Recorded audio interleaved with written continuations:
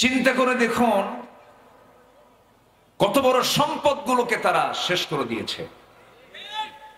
আল্লামা সাঈদীর মতো একটা সম্পদ, এদেশের নাগরিক তৈরির এক মহান কারিগর, মীর কাসেম আলী মিন্টুর মতো একজন সুদক্ষ, এদেশের একজন সূক্ষ্ম নাগরিক গড়ার কারিগর,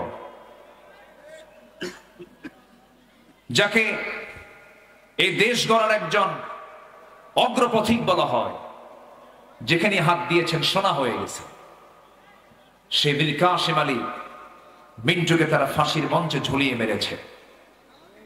এদেশের শুধু নয়, দক্ষিণ এশিয়ার বৃহত্তম একটি ইসলামী ছাত্র সংগঠন শহীদি কাফেলা, দুর্জয় কাফেলা, এক সাইমুম, এক ঝড়, বাংলাদেশ ইসলামী ছাত্র শিবিরের প্রতিষ্ঠাতা সভাপতি ছিলেন মীর কাসেম আলী মিন্টু। কোন দোষ ছিল না, তাকে শহীদ করা হয়েছে। আল্লামা সাঈদীর মতো মানুষ, যার ওয়াজ শুনে অসংখ্য অবাধ্য সন্তানগুলো মার পা ধরে মাফ চেয়ে বলেছে, হুজুরের ওয়াজ শুনে তোমার কাছে ক্ষমা চাচ্ছি।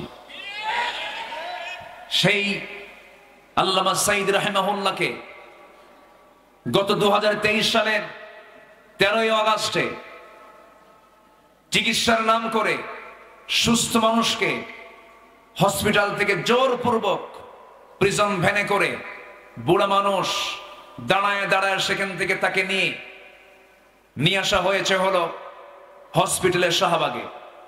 হসপিটালে চিকিৎসার নামে তাকে হসপিটালাইজ করে ভর্তি করে পরিকল্পিতভাবে সাজানো নাটক তৈরি করে বিষ প্রয়োগ করে আবু হানিফা রাহমাতুল্লাহ আলাইহির মতো পয়জনিং করে তাকে পরিকল্পিতভাবে একটি মহল হত্যা করেছে, শহীদ করেছে। আমরা এই তাফসীর মাহফিলের প্ল্যাটফর্ম থেকে, তারই তৈরি করা এগুলো প্ল্যাটফর্ম, তার এই তাফসীর মাহফিলের এই তৈরি করা প্ল্যাটফর্ম থেকে স্পষ্টভাবে জানান দিতে চাই, যেই কুচক্রী মহল এই কিংবদন্তি আল্লামা সাঈদীর হত্যার পরিকল্পনা করেছে, যারা অবিলম্বে তাদেরকে গ্রেফতার করে চূড়ান্ত শাস্তি নিশ্চিত করুক, ফাঁসির মঞ্চে ঝুলিয়ে মারা দরকার। রাজি আছেন কারা কারা? হাত উঁচু করে দেখান মুসলমান।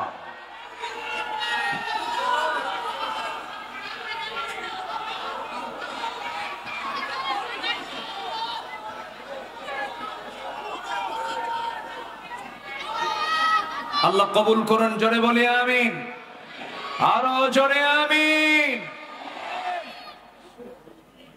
সম্মানিত ভাইয়েরা, সম্মানিত বন্ধুগণ, আমাদেরকে কম জুলুম করেনি, মঞ্চে উঠতে দেয়নি। জানেন, মঞ্চে উঠতে নিয়ে নেতাগুলো আটকায় ফেলে, ডান পাশে বাম পাশে সব চাপ কিরামন কাতিবেন বসে রাখছে, কথা বলতে দেয়নি আমাদের। সেগুলো লোকগুলো গেল কোথায়? এক হিংসুক, এক বদমাইশ, মুখে কোনো হাসি ছিল না, সে প্রাউড করে বলে, আমি সাঈদীর রায় নিজে দিয়েছি, আমি ফাঁসির রায় দিয়েছি।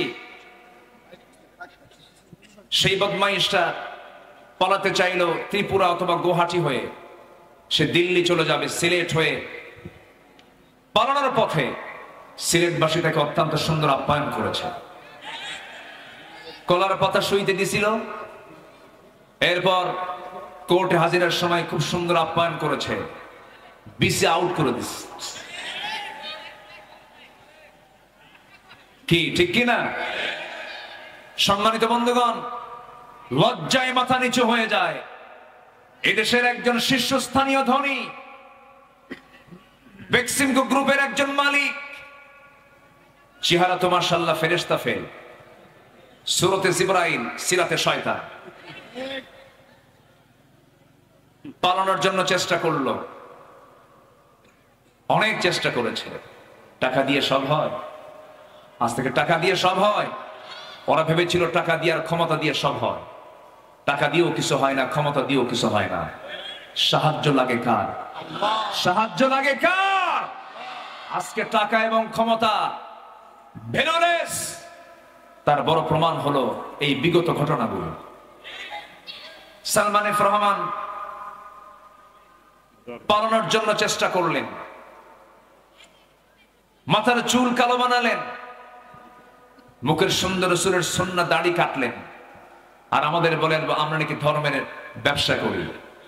ধর্মের ব্যবসায়ী তারাই চ্যাম্পিয়ন, যারা প্রয়োজনে দাড়ি রাখে, প্রয়োজনে দাড়ি কাটে। নির্বাচন আসলে পরে বলে মদিনার সনদে দেশ চালাবো, কিন্তু নির্বাচন চলে গেলে বলে না, মদিনার সনদে, মোদির সনদে তারা দেশ চালিয়েছে। নির্বাচন আসলে পরে মাথায় পট্টিদা লাগাতো, নির্বাচন চলে গেলে সেই কপালে তিলক লাগাতো। ধর্মের ব্যবসা আমরা করি না। সম্মানিত বন্ধুগণ, শেষ পর্যন্ত পাঞ্জাবিটাও খুললো, গেঞ্জি পরলো, পাজামা খুলে লুঙ্গিটা পরলো, বন্ধু একখান নিয়ে নৌকায় চললো। পার হতে পারলো না, ভিড়লো না নৌকা। কোস্টগার্ড ধরে ফেলে আইনমন্ত্রীকে বলে, স্যার চিনছি আপনাকে, চলেন থানায় চলে। আইনমন্ত্রীকে, আমি কি একা আসছি? আমি তো জামাতের সাথে আসছি। কিসের সাথে? জামাতের সাথে। আমি তো একসাথে আসছি, আমি তো একা আসি না, ইনফেরাদি আসি না, আমি ইজতেমায় এসেছি, আমি জামাতের সাথে এসেছি। কে ওটা? কই যে দেখো, ভালো করে দেখো, যে কে লোকটা চেনা যায় না তো, মাথার চুল কালো, মুখে দাড়ি নাই, লোকটা কে? ভালো করে দেখো, ওটাই দরবেশ। সম্মানিত বন্ধুগণ, জালিমদের ন্যাংটা করে দিয়েছেন, উলঙ্গ করে দিয়েছেন, তিনি আমার কে? আসতে বলবেন না, তিনি আমার কে? আল্লাহ পাক। আজকে আমরা উন্মুক্ত প্ল্যাটফর্মে কথা বলছি, বলি আলহামদুলিল্লাহ। এখন যুবকদের জন্য দরকার হলো অনুন্নত চরিত্র না উন্নত চরিত্র? হুসনে খুলুক। আমার নবীজির 15টা আদর্শ নিয়ে আমি আজকে একটু কথা বলবো। সময় দিচ্ছেন তো নাকি? একটু, খুব কম সময় আমি আর কথা বলার সুযোগ পাবো, আজান হয়ে গেছে, এটাও একটা লক্ষণীয়। নাম্বার 1, আমার নবীজির দাওয়াত ছিল খুব প্রজ্ঞার সাথে এবং উত্তম পন্থায়। নবীজির দাওয়াতের দিকটা ছিল হলো, তিনি দাওয়াত দিয়েছেন প্রজ্ঞার সাথে, হিকমতের সাথে এবং উত্তম পন্থায়। খুব সুন্দর পন্থা তিনি অবলম্বন করে মানুষকে দাওয়াতে কাজ করেছেন। এই দাওয়াতের এখন প্রচার প্রসার দরকার, কম না বেশি? বেশি। আল্লাহ রাব্বুল আলামিন রাসূলকে অর্ডার দিচ্ছেন, উদউ ইলা সাবিলি রাব্বিকা বিল হিকমাতি ওয়াল মাউইযাতিল হাসানাহ ওয়াজাদিলহুম বিল্লাতী হিয়া আহসান ইন্না রাব্বাকা হুয়া আ'লামু বিমান দাল্লা আন সাবিলিহি ওয়া হুয়া আ'লামু বিল মুহতাদিন। জোরে বলুন আল্লাহু আকবার। হে রাসূল, আপনি মানুষকে আল্লাহর পথে দাওয়াত দিন প্রজ্ঞার সাথে, যোগ্যতার সাথে, হিকমতের সাথে আপনি দাওয়াত দিন। হিকমত মানে কিন্তু হককে আড়াল করা নয়। প্রজ্ঞার সাথে আপনি দাওয়াত দিন, উত্তম নসিহার মধ্য দিয়ে আপনি দাওয়াত দিন। আমার বন্ধুগণ, এই দাওয়াতের কাজটা হলো একজন ইমানদারের জীবনে প্রথম কাজ। আমরা দাওয়াত দেব, জোরে বলি ইনশাআল্লাহ, আরো জোরে বলি ইনশাআল্লাহ। যুবক, তোমার বাড়ি যে গ্রামে, সেই গ্রামকে তুমি টার্গেট করো। দেখো তো তোমার গ্রামের কোন ভাইরা নামাজ পড়ে না, তাদের তুমি তালিকা করো, একটা দাওয়াতের টিম গঠন করো, যাও কালিমার দাওয়াত দাও, নামাজের দাওয়াত দাও। অবশ্যই সে দাওয়াত কেন গ্রহণ করবে না? তোমার গ্রামের মাতব্বর যে মাতব্বরি করে, যে বিচার কার্য ফয়সালা করে, সে নামাজ পড়ে কিনা তা দেখো। যদি নামাজ না পড়ে, তোমরা যুবক একটা টিম গিয়ে বলো, চাচা আপনি আমার গ্রামের মাতব্বর, আপনি নামাজটা পড়ুন, নামাজটা ধরুন। যদি মাতব্বর নামাজটা ধরে তো ভালো কথা, কিন্তু মাতব্বর যদি নামাজ না পড়ে, যুবকরা তোমাদের শক্ত হওয়ার দরকার আছে না নাই? যদি মাতব্বর আপনি যদি নামাজ না পড়েন, আপনার নেতৃত্ব মানবো না আমরা, আপনার কোনো বিচার আমরা মানবো না। তোমার গ্রামকে তুমি সাজাও। তোমার গ্রামের কোন ঘর থেকে কোন মহিলা আপত্তিকর পোশাক পরে বের হয়, যা তোমার চোখে এসে ঝলক মারতে নেয়, তোমার ইমান সো মেরে নিয়ে যেতে চায়, এমন জাতীয় চিত্র তোমার গ্রাম থেকে যদি কোনো মহিলা তুমি দেখতে পাও, তোমরা টিম একসঙ্গে চলে যাবে সেই বাড়িতে, সেই বাড়ির গার্জিয়ানকে জানিয়ে দেবে, এই গ্রামে বসবাস করতে হলে আপত্তিকর কোন পোশাক পরে বাইরে বের হওয়া যাবে না। তা'মুরুনা বিল মা'রুফ ওয়া তানহাউনা আনিল মুনকার মান রাআ মিনকুম মুনকারান ফালইয়ুগাইয়িরহু বিয়াদিহি। আল্লাহু আকবার। কোন প্রতিবাদ করতে গেলে আগে কি দিয়ে প্রতিবাদ করতে হবে? হাত দিয়ে মিটায়া দাও। তোমার গ্রামকে তুমি ঠিক করো। ৬৪,০০০ গ্রামের যুবকরা যদি তোমরা যদি সচেতন হয়ে তোমার গ্রামকে ঠিক করে ফেলো, তোমার চরিত্রকে যদি ঠিক করে ফেলো, আগামীর দেশ হবে ইসলামের দেশ, কোরআনের দেশ, ইসলামের দেশ, মুসলমানের দেশ, নামাজের দেশ, ঠিক কিনা? আল্লাহ কবুল করুন, আল্লাহ কবুল করুন।